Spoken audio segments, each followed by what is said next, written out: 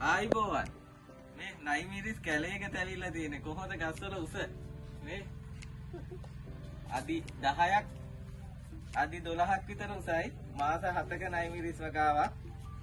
දැන් මේ අන්තිම කාලේ යන්නේ වගාව හොඳ ආදායමක් ගත්ත වගාවක් පොඩ්‍රැගන් ප්‍රභේදේ අන්තිම කාලේ කියන්නේ දැන් කරල් තියෙනවා නමුත් මේක කප්පාදු කරලා අවුරුද්දක් මාස 6ක් 7ක් විතර දුවන්න පුළුවන් මේ හරියෙන් කප්පාදු කරලා අයින් කරලා ආපහු එන අතු ටිකෙන් ආපහු මාස 6ක් විතර දුවන්න පුළුවන් මේ ක්‍රමානුකූලව නඩත්තු කරලා නියම ආකාරයෙන් පවත්වාගෙන ගිය වගාවක අවසාන අතියර බලන්න නියම ආකාරයෙන් අපේ ග්‍රෝ බෑග් පැල ලබාගත්ත මහත්යෙක්ගේ වගාවක් මේක අපේ උසට සාපේක්ෂව බලන්න කොච්චර ගස් උසයිද කියලා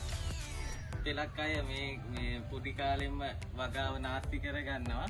නමුත් ක්‍රමානුකූලව පොහොර ටික කෘමිනාශක ටික නියමාකාරයෙන් ගිය වගාවක් මේක උස කොහොමද